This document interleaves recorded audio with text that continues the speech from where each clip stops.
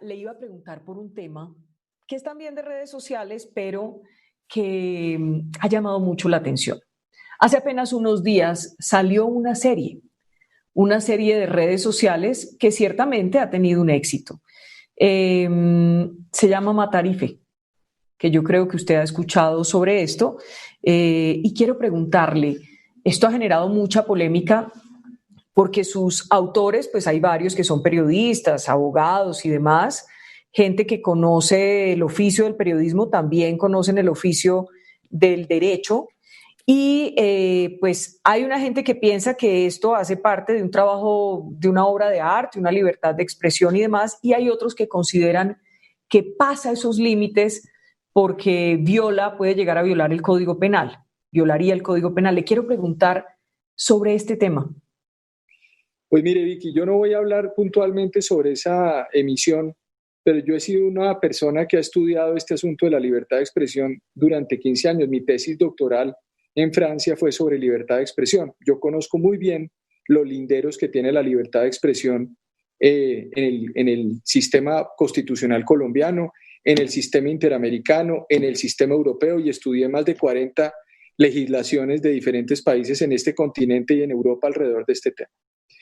La libertad de expresión, como todo derecho, tiene límites. No hay un solo derecho que pueda pensarse sin límites. Y no lo dice Francisco Barbosa, fiscal general, lo dice la Corte Constitucional, la Corte Interamericana de Derechos Humanos, todas las reglamentaciones que se han creado sobre esto. En ese sentido, el límite hoy que tenemos para la libertad de expresión está en el Código Penal, que es el delito de calumnia y el delito de injuria. La injuria y la calumnia son dos límites al ejercicio de la libertad de expresión, no para efecto de la censura previa, porque está proscrita por el sistema interamericano y por el sistema constitucional, sino por responsabilidades ulteriores. ¿Qué quiere decir eso? Quiere decir que si alguien es calumniado, si alguien es injuriado y considera que su nombre pues fue calumniado, quiere decir que yo le atribuyo un delito y ese delito no se puede constatar porque no hay sentencia ejecutoriada de condena de esas personas tienen derecho a denunciar a quien realizó eso. Así se lo pongo en esos términos. Y o sea, puede haber un delito, lo digo porque a la persona que nombran allí, pues le dan unos calificativos que no son adjetivos, sino que son conductas delictivas. Y en ese sentido llama mucho la atención de si a un ciudadano cualquiera que sea, a usted, a un ciudadano cualquiera, a un político cualquiera, a un congresista, no lo sé. Digamos, hay una pugna muy fuerte en las redes sociales, pero a cualquiera le pueden hacer una serie en la cual le endilguen unas conductas delictivas por las cuales no ha sido condenado. A nadie le pueden hacer imputaciones relativas a delitos si no hay condena judicial. Quiero en eso ser muy claro. Y si mañana usted, Vicky, la pulverizan diciéndole cualquier cosa, o a cualquier funcionario, sea de izquierda, sea de derecha, sea de centro, cualquier ciudadano, si quieren pulverizar el honor de una mujer, por ejemplo, sobre la base de la libertad de expresión, si quieren meterse con un menor de edad, si quieren meterse con los hijos de un alto funcionario, si quieren meterse con cualquier circunstancia que lleve a injuria o a calumnia, la persona ofendida puede acudir a la justicia. Aquí para eso existen esos delitos. Si no existieran, entonces estarían derogados y entonces no tendríamos nada que decir. Esto no es el siglo XIX. En el siglo XIX, en la Constitución de 1863, se dijo... Soy Daniel Emilio Mendoza, abogado y criminólogo colombiano, experto en derechos humanos y libertad de expresión. Y sin límites. El periodista Gonzalo Guillén buscaba defensa ante una acción interpuesta por difamación. Los trinos del periodista contra este personaje eran muy encendidos. Matarife, asesino, y por eso en eso sí quiero mafioso, ser muy claro como fiscal general, paraco. Que lo puedo decir con claridad. El de Gonzalo no era un hecho aislado. Que se le impute un delito que no cometió independientemente. Al innombrable lo tildaban de paramilitar en las redes sociales. Buscando el resarcimiento. Su respuesta fue iniciar una persecución jurídica en contra de activistas, periodistas e influenciadores, contra todo aquel que se atreviera a criticarlo. Uribe es un mafioso, es un narcotraficante, un asesino conocidísimo. Como Kiko Gómez llevaba cocaína a través de rutas de Venezuela con la bendición de Uribe. Y allí con una lista de manos entraron a las casas y asesinaron a la gente que encontraron. Quizás no vuelva más nunca por aquí porque nosotros hemos sufrido mucho en su presencia. Nuestra estrategia de defensa fue muy sencilla. Escriba a Gonzalo un artículo, le dijimos, en el que usted explique con evidencias documentales, videos, cita e hipervínculos el por qué le dice todo eso.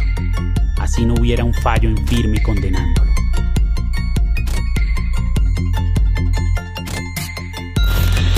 La tutela la ganamos. Desde ese momento mi cliente y yo y todo Colombia quedamos autorizados para tratar de matar paramilitar, asesino, corrupto y narcotraficante a este señor, el exgobernador de Antioquia, el 2 veces presidente, el senador resurrecto, Álvaro Uribe Vélez.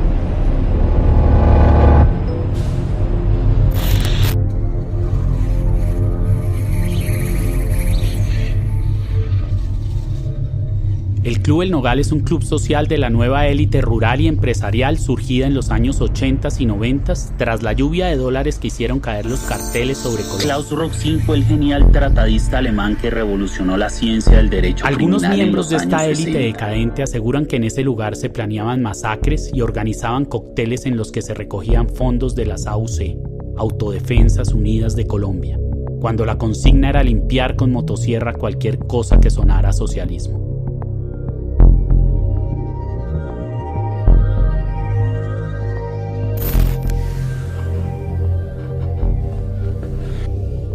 Varios de los directivos del lugar, encabezados en ese entonces por el ministro de Gobierno de Uribe, Fernando Londoño Hoyos, eran lugartenientes del innombrable. Este hombre trasladó incluso a su jefe de escoltas, el coronel Juan María Rueda, como jefe de seguridad del club, cuna del nuevo y contaminado jet set capitalino. En la cárcel La Picota hay un patio al que le dicen el Nogalito. Ese espacio en la prisión tiene guardados a los parapolíticos y a la casta de condenados por corrupción estatal más selecta del país.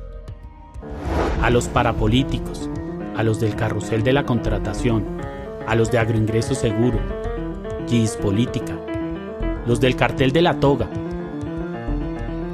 Odebrecht, el fraude a la salud, varios lavadores de dólares y a la mayoría de los vándalos perfumados relacionados con la corrupción, el paramilitarismo y el narcotráfico. Le dicen el Nogalito porque quienes han ido a visitar a los reclusos aseguran que es como una sucursal. Allí, en esa cárcel, una cantidad de socios e invitados frecuentes del Nogal hacían ejercicio en el gimnasio que les tenían montado, antes de que iniciaran el día en prisión brindando con el primer cóctel de la mañana, como si no hubieran salido jamás de ese club. En el Nogal, no en el Nogalito, en la teoría clásica, varios testigos aseguran para que el autor sea condenado, necesita tener una vinculación directa con el crimen. Es decir, si alguien mata a su esposa por dinero o por despecho, es culpable de feminicidio. Pero también si planea su asesinato, si contrata al asesino o si sostiene a su esposa mientras otra persona la mata. Sin embargo, en las mafias y en los gobiernos criminales que se parecen tanto, existe una compleja estructura que hace que el crimen se ejecute y materialice de otra forma. Se encuentra bajo el control operacional de la Junta Militar. Se recomienda a todos los habitantes el estricto acatamiento a las disposiciones y directivas que emanen de autoridad militar. ¿Podrían existir casos en los que una persona no ordena directamente un crimen, ni lo planea, ni lo ayuda a ejecutar? Por eso les rogamos a ustedes, son nuestra última esperanza. Por favor, ayúdennos, por favor, son nuestra última esperanza. Puede ser incluso que ni sepa que se hubiera cometido, pero aún así ser quien tiene el mayor grado de responsabilidad, pues domina los hechos de tal forma que todos los que participaron en la ejecución del delito hubieran podido haber sido reemplazados, todos, salvo precisamente esa persona. Yo, teniente general Jorge Rafael Videla, juro por Dios nuestro Señor y ante estos santos evangelios desempeñar con lealtad y patriotismo el cargo de presidente de la Nación Argentina y observar y hacer observar fielmente los objetivos básicos fijados y estatutos para el proceso de reorganización nacional y la Constitución de la Nación Argentina. Si así no lo hiciere, Dios y la patria me lo demandan. Gracias a Roxin y su doctrina jurídica de los aparatos organizados de poder, muchos genocidas alrededor del mundo han sido juzgados y condenados por crímenes de lesa humanidad. La gran mayoría de ellos, como en la Alemania nazi y en la dictadura militar argentina, no fueron ordenados por sus subalternos, y tampoco fueron ellos los encargados de aplicar las torturas o apretar los gatillos, pero sí eran los miembros de las juntas directivas y los principales accionistas de aquellas fábricas homicidas que pusieron a andar.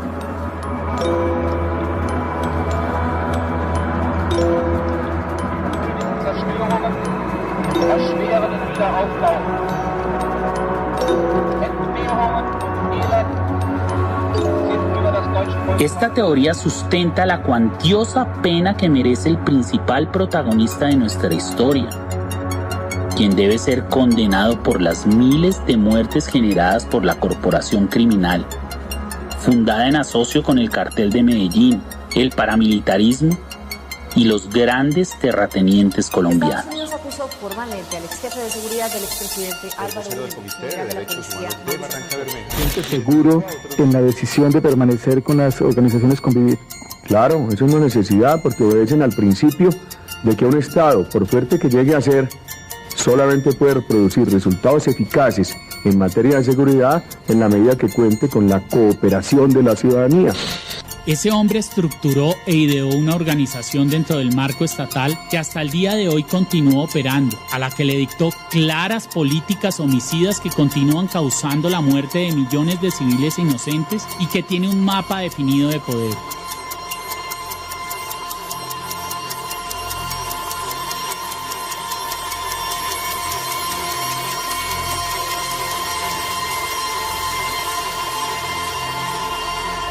Estructurado jerárquicamente desde sus inicios y en el que todos los que lo conforman habrían podido ser reemplazados por otros. Desde los sicarios que avaliaban políticos de izquierda.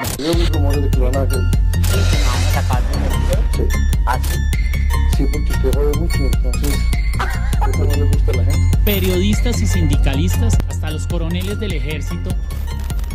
Jaime había recibido amenazas, me dijo que las autodefensas. Y los comandantes paramilitares que planeaban y ejecutaban las masacres. Es el resultado de una cultura de la violencia. Al señor comandante general de las autodefensas unidas de Colombia. ¡Atención, presenten! ¡Ahora! Y vamos a hacer un solo ejército, muchachos.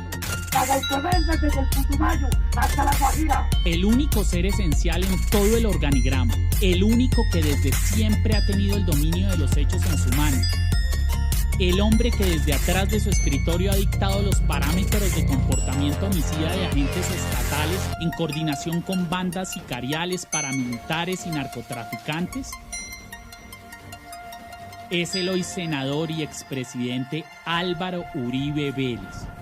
Él, el matarife, el genocida innombrable, lo hubiera podido evitar todo. Pero ¿cómo iba a hacerlo si fue quien lo generó? Por esta razón es como si ese gobernador bajito, de gafas y cara de sacristán, hubiera entrado a las poblaciones y hubiera escogido desde su caballo a los campesinos, como si hubiera prendido las motosierras y las...